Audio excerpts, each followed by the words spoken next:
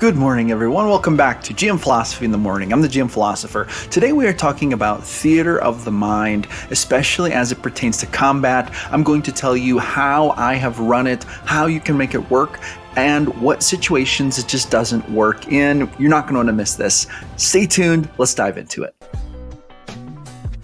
So what is theater of the mind? When you're playing D&D, theater of the mind is basically a style of gameplay where instead of using like a hex grid, or instead of putting maps on a table, or instead of using miniatures and moving them on the table, instead of having like actual physical 3D terrain of any kind or anything like that, it is all within your imagination. And obviously theater of the mind exists on a spectrum to a certain extent. We use theater of the mind even when we're using minis or a map or a hex grid, because obviously the minis aren't doing everything that you're describing the characters is doing in the game. And so the parts that we imagine take place in the theater of the mind. But there are some GMs who use the style completely. They completely abandon all of the hex grids, the miniatures, the terrain, and they play the entirety of the game in theater of the mind. With that being said,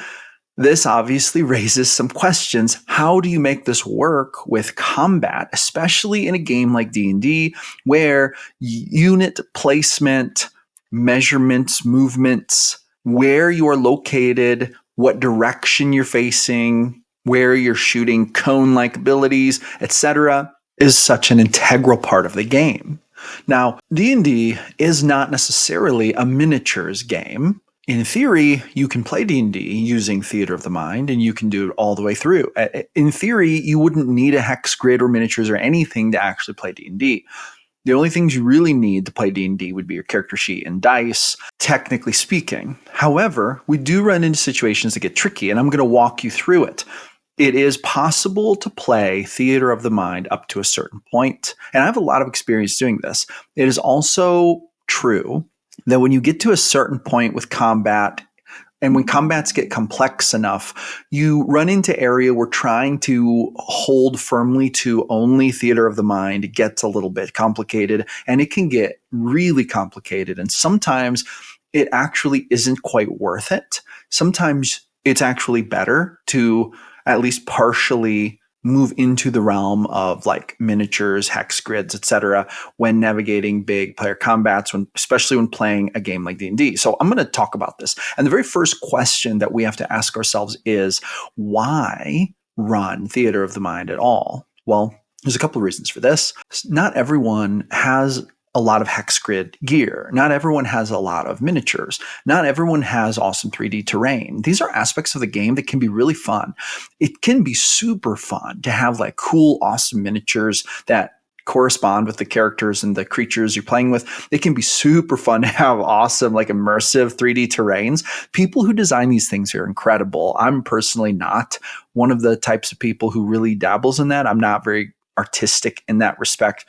With that being said, I've always valued experiences playing in that kind of environment. With that being said, theater of the mind works really well for people who either do not want to delve into those different areas, or maybe don't have the finances to apply to the hobby to get to the point where you have those things, because that is a little bit expensive sometimes getting into those things. By the way, do you struggle to come up with plot arcs on the fly? If so, I have the perfect tool for you. It is called My Ultimate Plot Randomizer. It is a free ebook. When you join my email list, you can download this for free. You'll get the link in your first email. It contains 4 D100 tables that will let you roll random plot arcs whenever you need them. Roll the hook, the conflict, and the conclusion, and even add wild and wacky stuff all right there. Download this, print it out, add it to your tool collection, and you will never go without another plot arc again. I give this away for free to help you create awesome plot arcs just like I do. I use this in almost every single session, and you are not going to want to miss out on this, so make sure you grab this.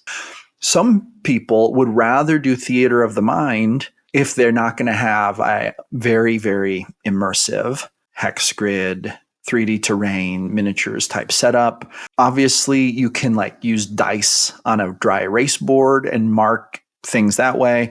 this is a step away from theater of the mind, but it is not all the way over here toward very immersive terrain. And some GMs decide, if I am going to choose between like a low tech scale 3D setup, tabletop setup versus theater of the mind, I would rather go theater of the mind. But there are some GMs who also favor theater of the mind, just in a completely different sense and for a different reason. For some GMs, it's a purity issue. So, for example, some GMs love the idea of being incredibly purely consistent with the idea of running theater of the mind. And it's almost like a principle. It's almost like a style of play, because you think to yourself, one consistent theme through this entire game is going to be that all of the combats are going to be run through theater of the mind. We're taking miniatures completely off the table, literally and figuratively. No terrain, no hex grids, no nothing like that. The upside to this is that it can simplify things in like a tech and gear sense. However, it can raise different complications. For example, navigating complex or technical combats in a system that is relatively specifically technical when it comes to combat, like D&D. D&D is a surprisingly technical system. Everything really revolves around like 5-foot increment areas of space, because that's like a range for a medium-sized character. And then you have things like lines and cones, and you have things that have radius and diameter, like fireball. So you're running into situations where 5 feet here, 5 feet there, who's in the line of fire, who is within the radius of the fireball. These things matter a lot if you want to get really technical about it. And there is a tactical style of gameplay that D&D really lends itself to, that if we're not careful, we can actually remove the benefits of that if we only use theater of the mind. And that's why theater of the mind is actually kind of difficult to pull off with D&D. And there comes a point where you don't even want to pull it off. So the first question is, when should we use it? And the answer to that is whenever you want to. But if we're talking about what makes the most sense, if we're going to think about theater of the mind and for some reason we want to use it, then here's when we would want to use it. We would want to use theater of the mind when we're in a combat situation where placement isn't going to make that big of a deal, and where the technicalities of combat aren't going to be that complicated. So something like a combat against one big bad, where all players are really focused on is one bad guy, this can actually be a good candidate for a theater of the mind combat. Another combat that would be okay to run in theater of the mind would be something like a tavern fight, or like a low stakes fight where there's a couple enemies and a couple good guys, and you start exchanging blows, and it's more of an emotion role play, like immersive gaming segment than like a very technical high stakes combat. This is also something that theater of the mind can be used for. So, instead of being like, I'm going to move my mini over here and I'm going to pick up the chair and throw it at the bad guy, you could say, I'm going to lunge toward the nearest chair, pick it up and throw it at the bad guy. GM says, which one? The one with the long hair. Roll to attack. Okay, so it's like, this is like an example of how maybe a combat that theater of the mind would work well for. Now, there does come a point, I believe, where theater of the mind ceases to be enough. And I think that's with large technical combats. And I used to run this when I used to run Star Wars role playing. I actually used to do theater of the mind all the time. It was like always. I never even thought about using a board or a hex grid or anything like that. I had very little experience playing any TTRPGs. I was pretty much self-taught. I'd only played with a handful of people, a handful of times. None of them used really minis or boards or anything like that. But I came to a point when I was GMing Star Wars homebrew campaigns where the combats were getting quite big. It would be like, a couple friendlies who were like the player characters, and they would have like 8 NPCs, and then there would be like a main bad guy, and they would have like 10 henchmen, and it was like on a a star base station, and there would be like important things there. There'd be like a ship and a hangar and places to take cover from blaster fire. And then, all this stuff was going on. And it came to a point where I realized there's no way I can like explain this well enough for them to be able to keep track of it. And so what we started doing was we started just using dice as rough placeholders, and we would put we'd use blocks and like make the layout. And hence, that was where I started to realize that theater of the mind begins to break down in larger, more technical combats if you are using abilities that have range, increment features to them, or if you're dealing with anything regarding radius or line of fire and things like that. And the key here is to think about the player experience. That's like where a bottom line is. So whenever I'm going into a combat, I'm going to think to myself, should I run this theater of the mind, or should I run this on a board or on a grid of some kind? And the answer should always start with what would be best for the players. Now, there's an element of this to talk to players about, but there's also an element of this to just think through logically. So, for example, I ran a session 1 of my Discord group campaign a couple of weeks ago. And in that session, which in the future, I'm going to publish those sessions on YouTube, so that'll be super fun. But that combat in that session was run with theater of the mind. It was run completely theater of the mind. And the reason for that was because there was one enemy. Everyone else in the room was a friendly.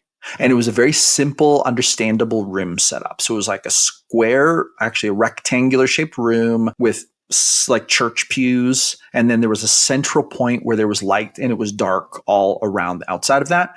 And so it's like, this was a very simple, easy to understand combat. Running theater of the mind on this was fine. It worked out very good. With that being said, I am looking at a combat encounter in the next session with that group. And if they're listening to this, I hope this doesn't give anything away. But there will be a session where there will be multiple enemy combatants, like several.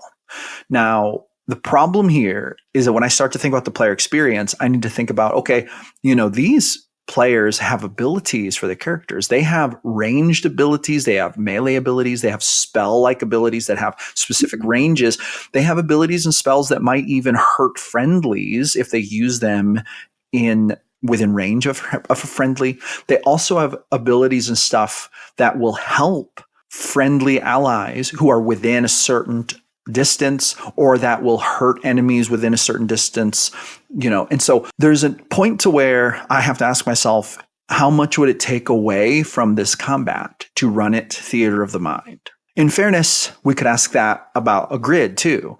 How much is it going to take away from this combat to run this on a grid? There are some cases where combats are fast, emotional, story-driven, where the narrative is not suited by hexboard. Stopping, putting things on the hex board, drawing it out like that, that's stopping the game to set that up. Even if you do it quickly, is like an interruption that will take away from the emotionality of the encounter when it could just be flowing.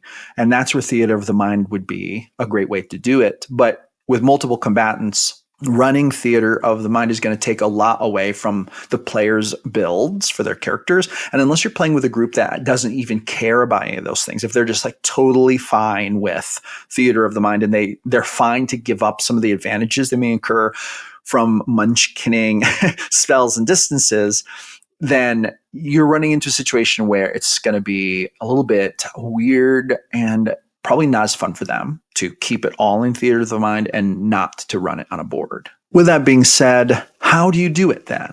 How do you actually manage a theater of the mind combat without taking so much away, or at least doing the best you can, helping everyone to keep their place, etc.? So there are two factors to this. Number one is placement. Players have to be able to, at least to a vague point, ascertain their placement in the combat. So, for example, if there's a room and there's a table at one side and the door is on the other side, and then there's a lamp on a small table by the door, you can get a pretty good mental image of the shape and size of this room, especially if I say the room is 30 foot long The table at the other end is like a 6-person table. So it's like a dining room table size thing. And it's a very simple room. It's like one room with a dining room table and chairs. And then there's a door. And then there's a table with a lamp by the door. And those are on the opposite side. And that table is little. It's like a coffee table. So this gives us a pretty good idea of placement. So a character could say, I'm going to run up to the table. Let's say that there's an enemy by the table along that wall, and maybe there's a window in that wall. So this actually is really good. There's an outside window in the back right part of the room. The table's in the back left. And then you have the doors at like the front right. So the player comes in the door and they see the window and they see a character trying to escape through the window, bad guy, like an assassin. So they say, I'm going to charge them and draw my weapon. So they go charging over there. Now we know that this character, when they enter melee range, they are within 5 feet of the enemy and they're 10 feet away from that window. And they're probably roughly 5 feet away from the table. And so this is pretty fairly easy to picture and to visualize. This is a situation where we can use kind of simple descriptions and basic important locations of things to give us a gauge of distance and placement. And so when you run theater of the mind, it would be like that. That's how you would gauge distance and placement. But then there's a second factor, which is tracking characters. So there's the placement of the locations within the theater of the mind map itself, but then there's also the players. And this is hard because players move around and NPCs and characters move around. So tracking them becomes a little more difficult. So let's say that player runs up there and they start fighting. And then I say the assassin leaps up over you, does a somersault and lands in the middle of the room. Provoke attack of opportunity, roll to attack. Let's say they miss. Then I say, now the assassin has 2 knives drawn and is standing in the center of the room. What would you like to do? I motion to player 2, and maybe they say, I'm going to run in and engage the assassin. I say it'll only be a 5-foot step in, and now you and the other player are opposite sides flanking the assassin. Okay, player number 3, what would you like to do? Player number 3 maybe says, I'm going to come in and I'm going to go to the left and run up. And so I can picture in my mind, okay, you're basically going to surround this enemy. That's kind of like the vibe I'm getting. However, this becomes very difficult to track, almost impossible if there are like 5 enemies or if there are 15 enemies. It gets to a point where you can't really keep technical placement. When you start to move into combats like that, that's when you start doing things like you see fighting happening all around you. There are swords being swung. There are spells flying. There's arrows flying. Roll to see who the nearest enemy is to you. They roll perception check. I say the nearest enemy to you is a knight. He has a big sword, looks at you as if to square up to fight you. To attack this enemy, or would you like to roll to see if there are any other enemies kind of near you, right? So that's what kind of we run into and what we kind of have to do. It's like a fog of war happens when you're using theater of the mind with large groups. And then what you have to do is you have to make those little fights. When I say little fights, I mean what you have are small scenes in a large battle. So it's kind of like when you're watching Lord of the Rings, there's a big battle, but what we're watching is Aragorn fight whoever he's fighting, right? Aragorn is dealing with an enemy right in front of him, and he's not making more tactical decisions or perceptions of the rest of the battlefield. It is just happening as it happens based on each player character's perceptions of what they can see, hence perception checks. And there's like a fog of war effect because without like an overview of what's going on, there's going to be confusion because they can only see what's around them. They can't look down on the battlefield with a bird's eye view. And so you have this sort of like more intense personal combat with like whoever you happen to be fighting, but you can't make those bigger tactical decisions. And anytime you would cast a spell that could maybe hurt a friendly, there'd be like this thing where the best way to do it is really to say, roll a perception check to see if you can see if there are any friendlies in the line of fire. And then the GM would use kind of common sense to be like, who might possibly be there?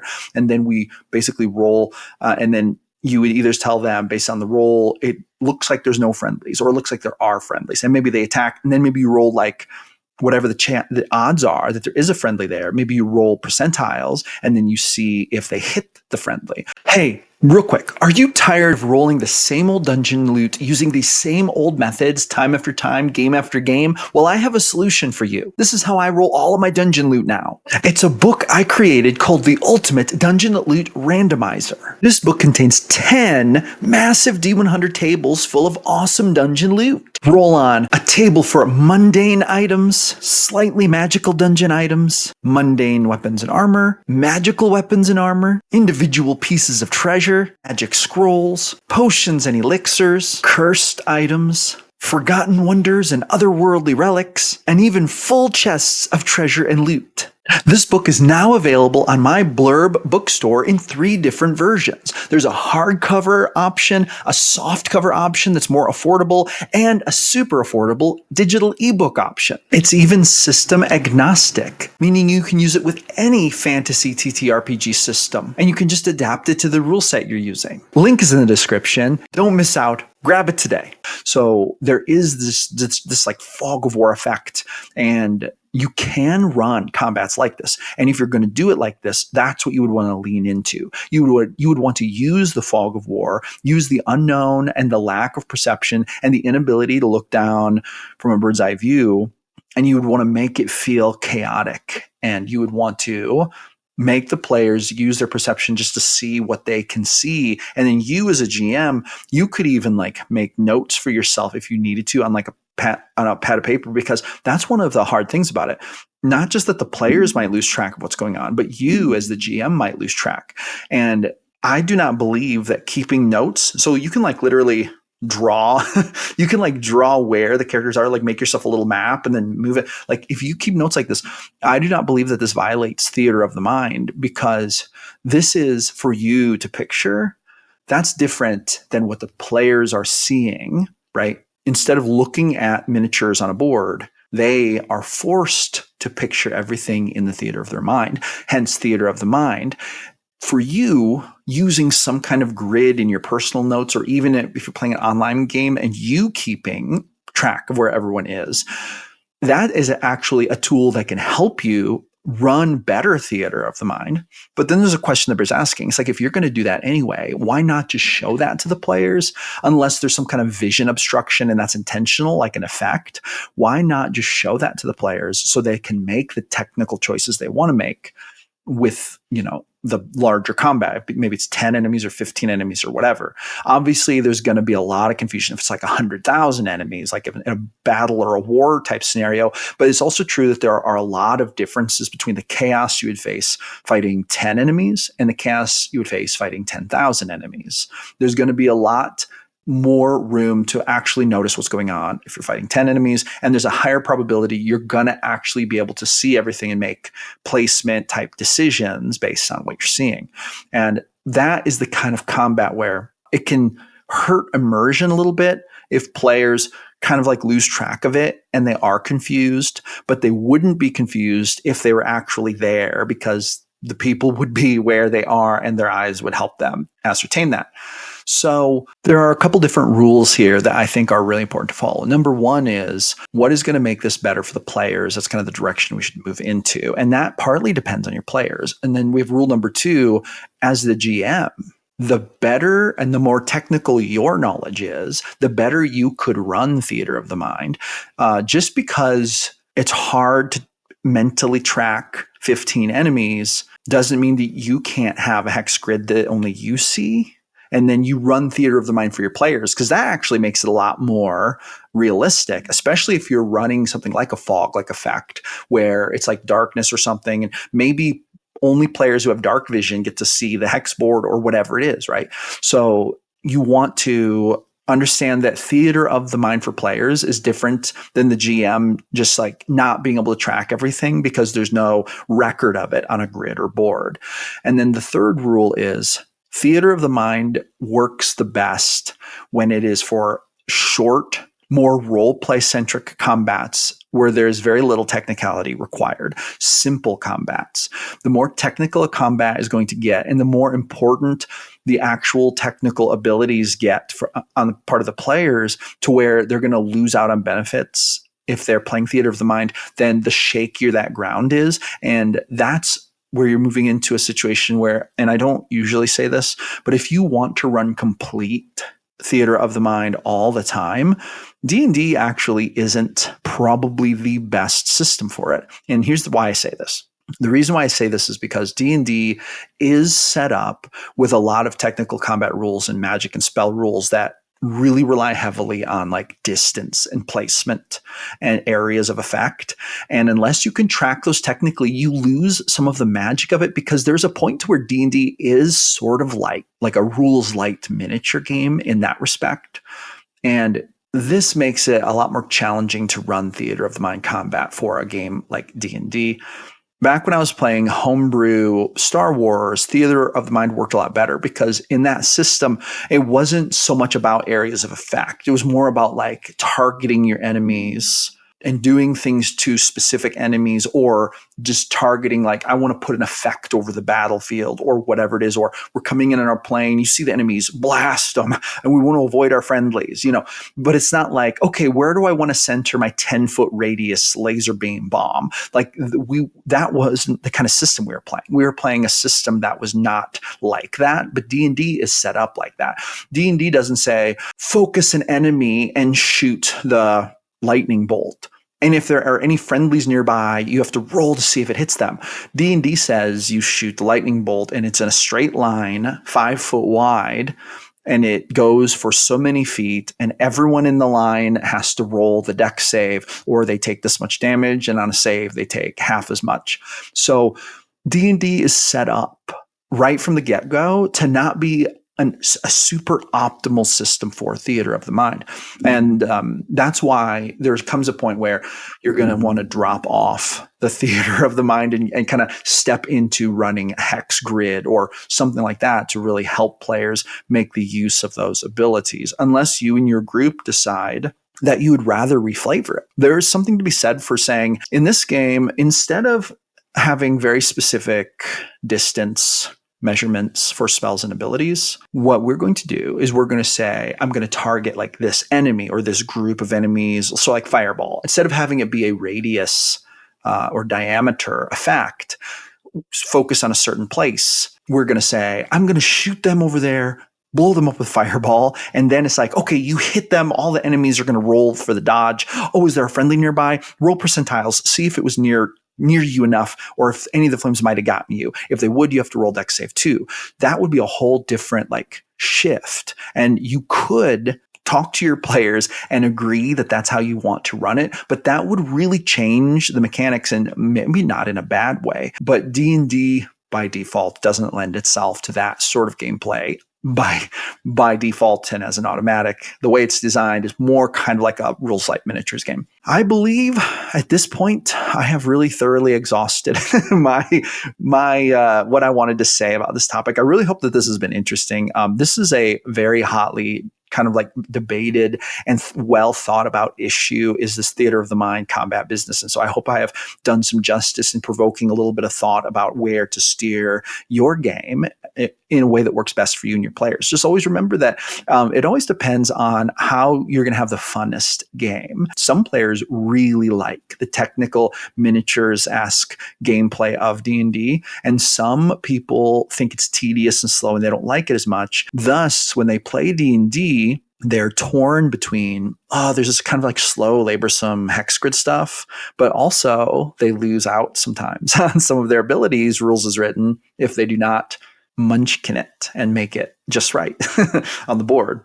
Well, that's going to be all I have to say on this one. Thank you so much for coming back, watching one of my videos. I'm here every day creating videos about the best game in the world, D&D. So I will see you awesome people on the next one.